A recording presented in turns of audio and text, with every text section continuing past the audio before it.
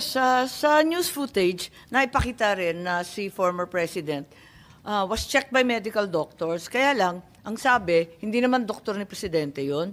Is it not under the PNP standard operating procedures na yung arestado may karapatan humingi ng doktor ng kanilang sariling doktor, yung independent and competent doctor of their own choice, ang sabi sa inyong standard operation procedure noong 2012, di ba itong kinikilala ng kapulisan natin?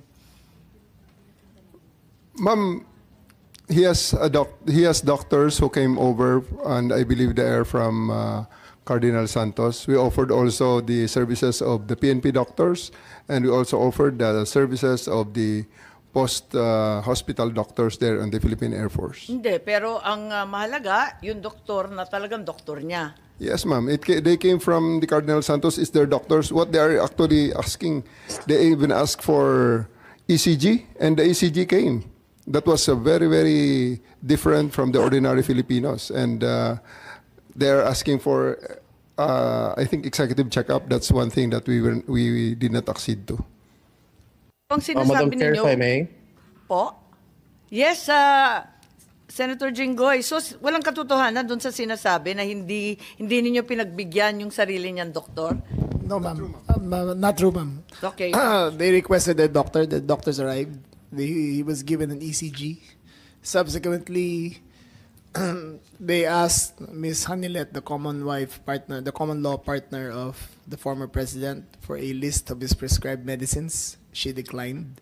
We asked a rundown of his pre-existing medical conditions. She declined. We asked what allergies he had. She declined. We asked that she board the flight with him going to The Hague. She declined. So all those rights accorded to him were given, and the doctor was given, and we tried to extract as much information as possible, but they all declined.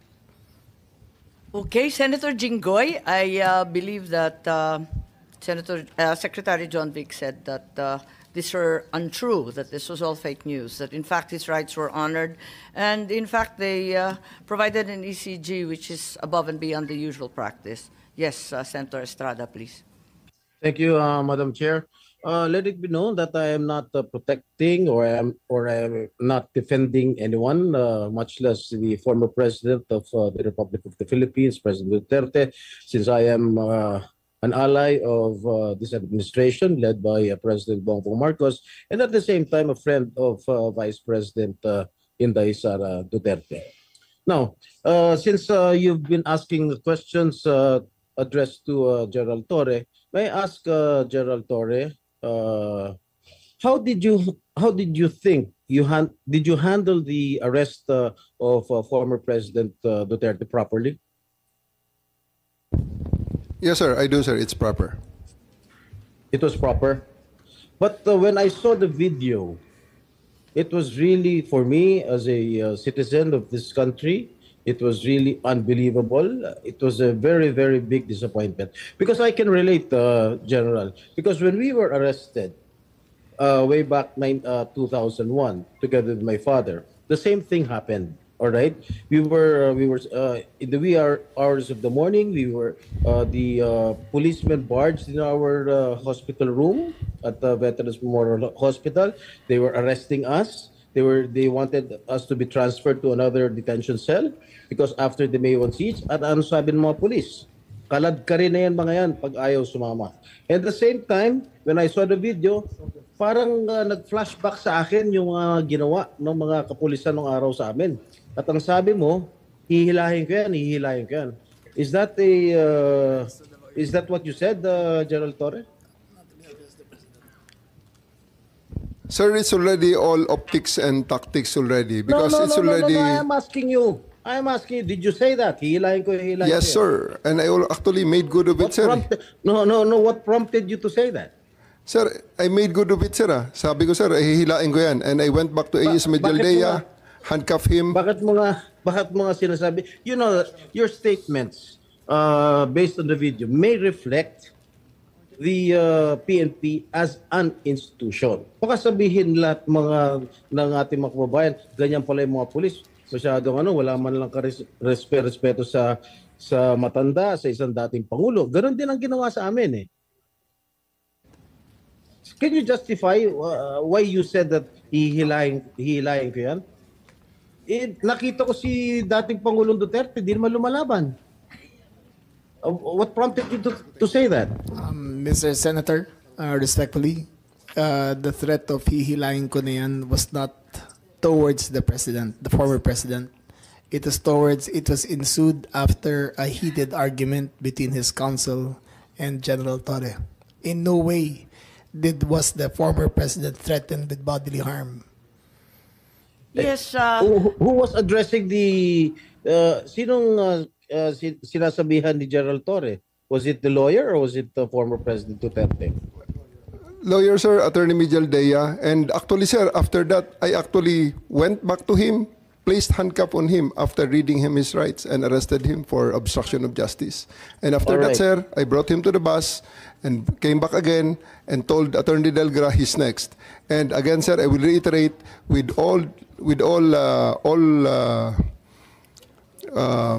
all credits goes to the former president because after he saw that I'm already very, very serious in bringing him to the plane, he said, okay, let's go. And I told Romy, the PSG, to just escort him and he went voluntarily to the bus that brought him to the plane. sisingit Alright, lang ako Senator Jinggoy. Kasi binabasa ko dito yung standard operating ng PNP. Ang liwaliwanag naman eh. No torture, no force, no violence, threat, intimidation, or other means to vitiate the free will to be used against the arrested person. Eh di the more so, yung mga kasamahan ng arestado. Eh sabi mo nga, ikaw na nag-admit forcefully. Ay talagang you used force. Eh bawal po yun. Ma'am, it is, I placed E.S. Mijaldea under arrest for obstruction of justice. Eh, sabi nga ni Senator Jinggoy, eh, hihilain mo pa. Yes, ma'am. I did because I have to get into their heads to make them to make it very, very clear to them that we are already very, very serious O, of tama loading nga. the president to Oo the naman, plane. General, pinapaliwanag mo, pero bawal ang paggagamit ng dahas, ng pananakot, Ma'am, ng just to be clear. intimidation, or any other means. Ang liwanag eh, nasa kapulisan yan eh. Just to be clear, operationally, there was obstruction of justice. It was the decision call of General Torre to place him under arrest for obstruction of justice. Now let us separate what happened to the president. You're talking about Attorney Medialdea. Yes, ma'am. Eh, paano yung iba? No one else was armed, ma'am. Yung attorney. No, wait. Yung abogado. If I may, Senator Amy. Yes. Madam Chair. Ayan. Sino yung kinaladkad nung isang pulis? Yung security na nakaitim. I think it was General Torre na hinila yung isang abogado. Dalawa yun eh, yung abogado, hinila yung upuan, di ba? Tapos yung nakaitim na si Q, eh kinaladkad din. Si Attorney Delgra, sir, because he is next to be arrested. And because of that, the former President PRRD saw that I'm already that serious. And he said, he prevented the situation from further deteriorating and escalating. So he said, let's go. Isn't he entitled to a counsel of his choice, General? Yes, sir. For 12 hours, he was there. Oh. Can't he speak to his client? Bigla niyo na lang... They are there for 12 hours, sir, speaking to each other. Ano? They are there for 12 hours speaking to each Alright. other, sir. One more thing that I noticed in the video, no? Ang sabi ni PRRD, papasukin niyo yung anak ko. Abogada siya. At ang sinabi mo, hindi ko siya papapasukin. Why not, Gerald Torre? That is a decision. That is my call, sir. That is my decision. Considering that Okay. he had already been assisted by 3 lawyers all throughout Okay. that time, sir. And gabi na ho yun, sir. The request was Ano yun? made at around mga 9 o'clock na, sir. 11 hours Gerald after Torre, ganito, the ha? first arrest. Tanggalin mo na yung titulo ni Inday Sara. Kalimutan mo na siya na Vice President siya. Pagpalagay natin hindi siya Vice President. She is an immediate member of the family. Nung kami po ay nakakulong, ang immediate members of the family, 24 hours pwede bumisita sa amin, nakakulong kami. Eh ito hindi pa nakakulong. Anak ito. Bakit hindi nyo pinapasok? Maliban doon, is this not a violation of RA 7438 that requires that you guarantee access to an attorney in addition to the immediate family? The President also said na yung anak niya, yung babae, abogado ko yun, papasukin nyo. Hindi nyo pinapasok. Abogado yun eh. Actually, sir, Exactly. first to answer the question of Senator Estrada, sir. I have told the President that they can visit him at his detention facility because at this time, the order of the day is to load him into a plane. So that's what we endeavored to do, and that's what happened, sir. Ano niya bibisitahin yung tatay niya? Sa Netherlands. Hindi naman dito tinray eh. Hindi naman dito kinasuhan eh. Sa ibang bansa eh. Oh, bakit hindi niyo man lang binigyan ng kortesiya yung anak na isang abogada na magkukonsulta? Katulad nga na sinabi ko kanina, yung mga nakakulong nga, 24 hours pwede bumisita ang immediate members of the family. Bakit ito hindi pa nakakulong, hindi niyo pinapasok yung anak? Our mission at that time, sir, is to deliver him to the My God. body Kahit who ano issued the warrant, mangyari, sir. Nasa batas yan. Nasa batas yan, General. Immediate members of the family, lawyers, priests, etc., etc. I should know. Nanggaling ako dyan. Tapos ito, hindi naman nakakulong. Again, I am not defending President Duterte. I'm just explaining the rights of an accused. Because naging akusado rin ako. And I don't want that to happen to anybody else. Dapat naman nagbigay kayo ng konting kortesiya o respeto man lang sa mga dating presidente dahil naranasan namin yan. Nung kinulong po yung tatay ko, ganun din. Kawalang respeto ang mga pulis sa amin. Porket nawala na ba kami sa kapangyarihan, ganun na lang. Matanong ko naman sa iyo, General, wag naman po sana mangyari, God forbid, sa pag sinapit ng ni President, pag sumapit ng ganitong sitwasyon si Presidente Marcos, gagawin mo rin ba yon sa kanya? I hope not. Ang liwanag po ng batas, kung ma-follow up ko lang si Senator Jinggoy, tama po siya. Hindi lang yung immediate family, medical doctor, pare or religious minister, any national non-government organization, ang CHR, international non-government accredited by the Office of the President. Lahat yan may access, pero pinagbawalan ninyo. On 2 counts, immediate family na, abogado pa niya. Bakit ganun? Ma'am, I think that's sub judice. I think we should be wary of many of the things we are mentioning Bakit here. po naging sub judice yun? Ito kasi, ano ho yan, habeas corpus po ang petition. So everything about the arrest will be asked by the Supreme Court.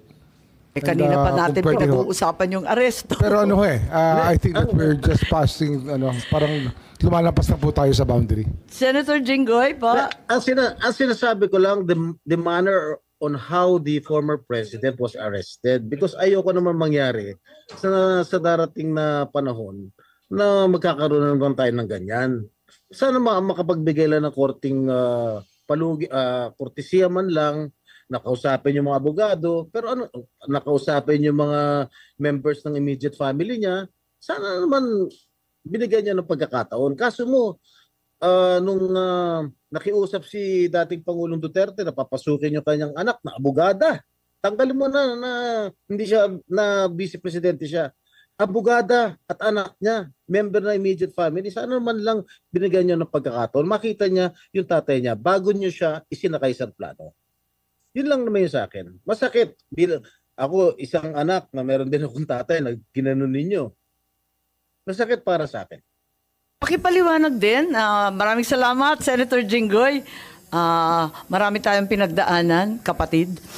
Kaya't eto nga, talagang dinudibdib Madam natin Chair, na ito. Yes, Secretary John Vic lang po. kay VP, kay Senator at sa iyo, hugot ng mga anak ng presidente yan. Sumpa. Secretary John Vic, itatanong ko lang, why was there obstruction of justice? Pakipaliwanag lang. Anong ginawa nila na obstruction of justice? I think General Torre would be the best one to explain that, ma'am. General? Sir.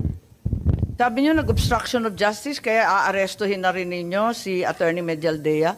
Ano po yung ginawa ni Attorney Medialdea na obstruction of justice? We are about to load an arrested person into a plane to transport him to the tribunal who issued the warrant. And Attorney Medialdea is preventing us from doing that.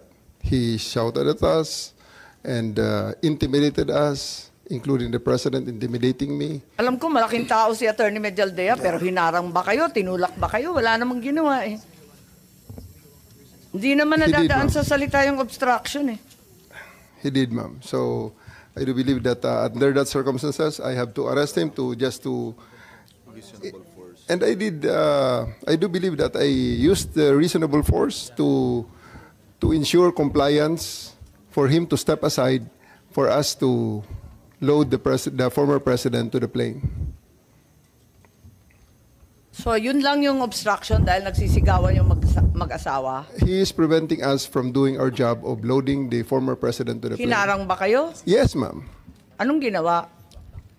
Hindi Nakikita namin naman sa makita video eh. eh. Ang Nakikita nakita naman sa ko video. lang, pinipilit niyo iposas, hindi magkasya yung posas. Yes, that's one thing, ma'am.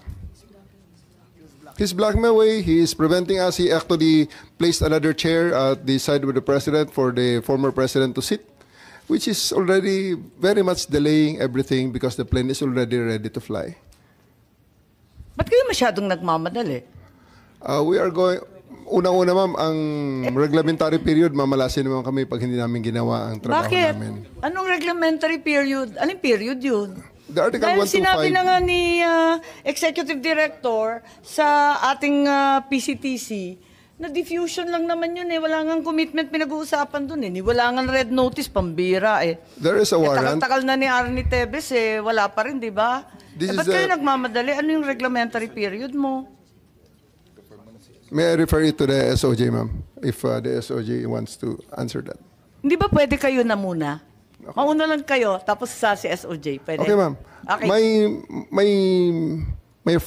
My main processes during the time is that I have implemented a warrant, and it is therefore the person is already arrested by virtue of a legal warrant, and Article 125 comes into play of the revised penal code, which is entitled delivery of persons legally arrested to the proper judicial authority, and I do believe at this point the judicial authority will be the ICC.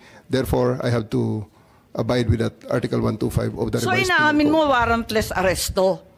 Kasi yung Article 125 ng RPC does not apply kung may warrant. So inaamin mo walang warrant. At the many stages, ma'am, all the many other, Hindi, among make other up your laws. mind, General Torre. Warrantless arrest ba to o may warrant? Kasi ang liwanag naman ng Article 125 eh, ng revised penal I do code. believe that I have a warrant at this time. I just don't want to be... Hindi walang reglementary period. Mamili ka. Kapag warrantless arrest, edi may period. Kapag may warrant, walang period. Just the same, ma'am, I have to deliver Hindi him to the pareho judicial yun, proper kapatid. authority. Hindi magkapareho yun. The reglementary period only comes into play when there's a warrantless arrest in accordance with Article 125 of the Revised Penal Code. Di po ba? At saka may kinalaman yun sa delivery of the accused and arrested. Di po ba?